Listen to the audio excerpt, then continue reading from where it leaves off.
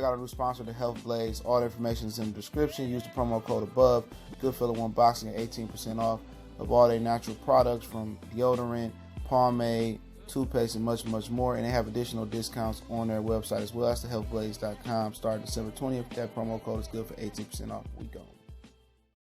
All right, we back. Goodfellow Sports TV. We in the building. Appreciate everybody for checking in. Blessings to the brothers and sisters out there supporting the channel. This is the full breakdown prediction for Ivan Baranchyk, IBF champion, title holder, whatever you want to call him, taking on Josh Taylor. Before we start, make sure you hit that subscribe button, bell icon button. Won't miss another video. Baranchyk is the champion. If you've not heard of him before, he's from Russia. He resides in Miami, Oklahoma. He's now training with Freddie Roach now.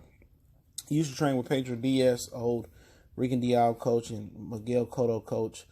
It was the guy who coached Cotto to versus Floyd Mayweather. He's 26 years old, just turned 26, January 24th. 19-0, no draws, 12 big knockouts, 5'8", 67-inch reach. Obviously, he's competing at 140 pounds.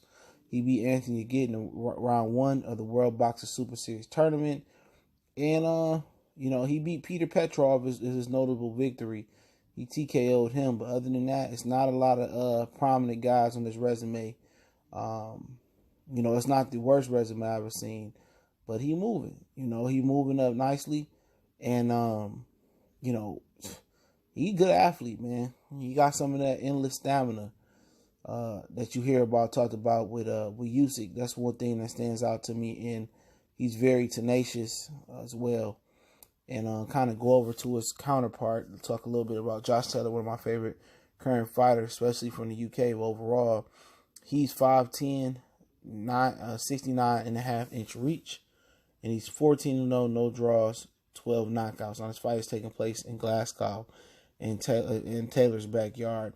But he's beat Overi Davies. He's the first man to stop Miguel Vasquez, and also he beat Victor Postal back in 2018. So he's had a solid resume. He's already fought in the United States 3 times. He fought in El Paso on his American debut. The following year, he fought the MGM Grand. Or 2 years after that, the following year, he fought at the Barclays Center. And then the following year after that, he fought at the MGM Grand. So he's already fought in the United States already a couple times. Just 3 times his career to be exact. Coming off a first-round victory in the World Boxing Super Series tournament over Ryan Martin. And he has a 86% knockout ratio. And Baranchyk, he had a 63% knockout ratio. And Taylor has a 2-inch height advantage and a 2.5-inch arm advantage. All right. And what's so funny about it, they got Victor Postal listed at 5'11", and it looked like Taylor was taller than Victor Postal when he fought him. But to get into the strengths and weaknesses, the strengths of Baranchyk is his amazing Captain America, soldier-like stamina. He has a good speed as well too. Beautiful left hook, beautiful right hook, and he got a decent jab. He can double pump it on. I say it's one of the greatest jabs. Got a really good 1-2. Love to work the hook up and downstairs. I think he's a good athlete. He's a better athlete than some of your grandpa's Russian fighters. You see Victor Postal kind of stiff. You see, remember the Mexican Russian down there, 35, Granovich. He ain't stiff like them, man. I mean, he is stiff to a certain degree, but he not slow like some of those guys are robotic. As far as his overall approach, he got pretty good foot movement for Eastern European. He got pretty good speed as well. He got a lot of good speed and a lot of tenaciousness. He got real good power. He punched through the target. And he's an aggressive fighter, you know what I'm saying? And he in really good shape. You talk about Josh Taylor, switch hitter. They got him listed at southpaw. He can fight orthodox. He can fight southpaw. He got power in the right hand, the left hand. Work up and down the body. Really good jab. Good lead left hook at either hand. Can work the body. Good counter puncher. Underrated footwork. I went back and watched some more tape on him. He may not move his head the best, but he does make subtle head movements. But his footwork is probably the best in the UK that I've seen, right up there with Tyson Fury and Billy Joe Saunders. It may not be as flamboyant as Billy Joe Saunders when he fought David Lemieux, but he's very educated with his foot movement, and he's very calculated with his foot movement. Real fluid fighter, kind of get you in the mind of an American fighter, almost kind of the closest thing you're gonna see to Pirog, because Pirog was also aggressive, but his foot movement may a little bit better. He may not be as slick as Pirog up top, but he feints, he moves his head enough. He catches punches with his gloves. You know what I'm saying, a lot, but foot movement is good. You talk about the weaknesses for Josh Taylor. A tad a little stiff, but he's not as stiff as I thought he was. He can get out the way. Obviously, in this fight, he gonna have to move his head a lot. His defense can use some improving, but just overall championship level experience here. This is a championship level fight. He ain't held a title. He's the mandatory behind reaches progress for the WBC title. Just overall, sometimes he get hit too much. And that's really the one weakness I noticed from him. And also, he had a real tough fight with Vasquez and a tough fight down Stratford with Postal. So pretty much he battle tested, but just overall, I just think he get hit too much. You know what I'm saying? And it happens. A lot of fighters get hit too much, but I don't think it's that bad for him. But, really, he just get touched up a little bit much. And he can work a little bit more on his defense, and I think he'll be a complete fighter. But right now, it ain't too many other chinks I see in his armor. He also does have that earmuff syndrome, that high guard syndrome, where he get behind his high guard and let people work. But the difference is he will punch with you out of that high guard. You don't see that with a lot of fighters that use the high guard. He can't counter out the peekaboo high guard that he used, but that's one of the things. He put that earmuffs on, and he'll let you work, and then he'll dance around your reset. But sometimes he'll punch with you, so he is a dangerous fighter from that aspect. Baranchyk, classic Eastern European fighter, had problems going backwards. When you're able to push Baranchyk backwards, he go into safe mode. He put the high guard up, and then he want to come be aggressive and get you on the back end and push you back. If you push a Baranchyk back and put him on the back foot and force him out box you, he ain't that good. Defense ain't terrible though, man. He can move his head. He can do some things in close corner to make you miss. But one thing about him, he thinking offense all the time, so that makes him, his defensive liability. Had he, learn how to take some speed off his punches, he'd be good. But he telegraphs his punches all the time. He brings them, like he winds them up. His hooks. But what makes up for it is kind of similar to Keith Thurman.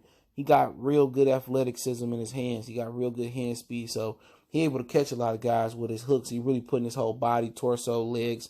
He's generating that power from the floor up. But if he missed, and if you able to make him miss, it's big holes for opportunities for a good boxer puncher like Josh Taylor score some real good points and put him on the floor, But pretty much with Baranchyk, it's just the going back syndrome. He got a little bit of the earmuff syndrome as well too, But that's classic Eastern European. If you push them back, they're not as functional as going forward. But as far as what Baranchyk would need to do to win this fight, he does work the body well as well too. He go up. I'm not saying he sustains a serious body attack. But, that left hook, right hook, that left hook to the body, he could maybe if he worked the body early on, he could bring Taylor hands down, then come over the top with the maybe an overhand, a right overhand left. But he do got a really good one too. But he going to have to jump in and take chances. And the thing about it is Taylor can take a step to the side and then shoot that straight right. Or if he's in this orthodox position, he can take the step to the side to the other side and shoot that left hook or the straight left down the middle. And Baranchyk is open for it, because he likes to open up with hooks a lot. If he used his jab and his 1-2 a lot more, he'd be a lot less predictable. And also, he's susceptible to uppercuts. But for him, what I would be looking to do is use my jab, double the jab up, work off the jab a little bit more. He don't work off the jab nearly enough. But if you work off the jab, move it up and down a little bit, and come behind that right hook, or come off the combination after jab with the left hook, right hook combination, maybe you can catch Taylor, and maybe double up the right hook or double up the left hook to the head, to the body a little bit more, and make Taylor get desperate and open up and kind of set a trap for him and come out and try to slip his counter left hook, or he love to throw that little counter left or short right, depending on if he's in orthodox or southpaw position, and kind of be prepared for that, catch it, and then return fire, with the opposite hand and try to catch him. But he's going to have to set traps for Taylor. I think he need to work Taylor's body. Like I said before, Baranchyk has amazing stamina. If he can zap Taylor's body and really kill Taylor's leg movement, that's a big victory for him. And then he can really go to town upstairs, downstairs, uppercuts, and he can really get inside the Taylor reach and his height and really chop him down from the body and rip uppercuts upstairs. We really see what type of chin Taylor got. Now, he took some good shots from Baranchyk. He took some good shots from Davies. He took some good shots from Victor Postol. But I don't think none of these guys are the puncher that Ivan Baranchyk is. And if Ivan Baranchyk is able to touch Taylor, this is the absolute great test for Taylor going into another fight with another monstrous puncher like Regis Prograis. But Baranchyk is going to have to be off the strength of using the jab a little bit more and kind of setting traps with the jab and kind of working off the jab with his combinations. But he got Freddie Roach. That means his defense should fail. It should regress. And if it does regress in this fight, he got more holes open. Taylor is a pinpoint accurate puncher, and he will find them. That's why it's important for Baranchyk to close the distance, rip those hooks to the head and to the body, mainly to the body, zap his injury, his leg movement. Because contrary to the rest of the UK, except for Fury and Wilder, not Fury and Wilder and Fury and Billy Joe Saunders and maybe a few other ones out there, his foot movement is really, really good. And if you could take his foot movement away and make him a stationary target, I feel that Baranchyk will have an excellent chance at defeating Josh Taylor and then ripping upstairs. But he got the power. He got the power to change the fight. You know what I'm saying? He lumped up he beat up Peter Petrov, hopefully I said his name right. So he got elite power, but you talk about what Josh Taylor need to do. Pretty much use his height and his reach advantage. Stick the jab in Baranchyk face and box on the outside. Keep him on the outside. That's what I would do. Pick him off from the orthodox position. Well, it really don't matter. He got a good 1-2, but he don't use his 2. So from the southpaw position, I would just work the 1-2 in a straight right hand. When I got Baranchyk a rhythm down pack. But what I would do with Taylor is just box him on the outside, use my footwork, move laterally, let him come in, swing a while, and then I would catch him with that sweeping left hook coming in, or sweeping right hook, depending on which position, what style Taylor is in, southpaw or orthodox. But I really box him on the outside, keep him on the outside, box him, put that stick in his face, and then around the 6th, 7th round mark, or whenever I feel like he weakening down or he getting frustrated, then I would turn it up on him. I would step on the front foot, push him backwards, beat him up, push him to the ropes and start just beating the hell out of him. But early on, I would just advise Josh Taylor to stick behind his jab, box him, 1-2, maybe a couple hooks here and there, a few combinations, maybe 2-3 in the combinations. Keep it basic. Frustrated with my foot movement, feint in and out, keep him off balance. Just keep boxing him and just box him to a decision. He could do that, but then again, I will be aggressive after I took his soul and I see kind of the energy trying to zap away from him. Then I would just go ahead and try to press him backwards and beat him up and put him on the back foot. But pretty much the game plan for Taylor is just to box early on, put rounds in the bank, make this dude get aggressive and try to get desperate. Something like what Ricky hadn't done with Floyd, and then try to look for the big counter shot, because the counter shot will come versus Baranchyk if you're patient enough and you got your vision sharp enough. You can really see it, believe it, speak it, become it. Just joking, touch his jolly voice. But really, you sit there and you just able to see it happening. You're able to make a boxing move and capitalize, and this could be a one-punch knockout, highlight reel knockout for Taylor if he does it the correct way and he's able to be a sharp counterpuncher the way I know he can be. But Baranchyk is a hell of a fighter. I think it's a perfect opportunity for Josh Taylor to get ready for Regis Prograis. I think Baranchyk is a Lou DiBella fighter as well too. Baranchyk is very, very fast. He got a good fast right hook. He got a good fast left hook. He got really, really underrated kind of little head movement. He can work the body a lot. He got an underrated jab, but he don't utilize it enough. Really good 1-2. He can work. He can just do things that usually your average Russian fighter can't do, and they starting to evolve. And he's more athletic than you will give him credit for. But he don't change the speed of his punches. I don't see that changing with Freddie Roach. And if Taylor is able to see those punches coming the way he telegraphed them, and he's able to take the Baranchyk power early on, I just see him, pretty much being calculated. I see him pretty much, walking him into something, or making a boxing move and pretty much using Baranchyks mistakes and turn them into victories type of moves for Taylor. But it's an amazing fight, man. And would it shock me if Baranchyk got the victory? Really, it wouldn't, because Taylor's, when I went back and watched the tape again, Taylor's a better foot mover, than I gave him credit for. And I watched his tape a couple of times, but he's also a better head mover than I gave him credit for. He moves his head a little bit better.